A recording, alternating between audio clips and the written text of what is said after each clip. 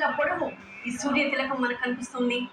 ఇందుకోసం జరిగిన ప్రత్యేకమైన ఏర్పాట్ల గురించి కూడా మనం చెప్పుకోవాలి. ఆ ప్రత్యేక ఏర్పాట్ల ద్వారా, రిఫ్లెక్టర్ల ద్వారా, ఐఆర్ ఫిల్టర్ల ద్వారా లెన్సులు అలాగే అద్దాలను అమర్చి సూర్యకిరణాలు నేరుగా రిఫ్లెక్ట్ అయి రాముని నుదిటిపై తిలకాన్ని దిద్దే విధంగా అక్కడ చేసిన ప్రత్యేకమైన ఏర్పాట్లు మనందరికీ అద్భుతమైన దృశ్యాన్ని ఇవాళ కళ్ళ ముందు ఆవిష్కరిస్తున్నాయి.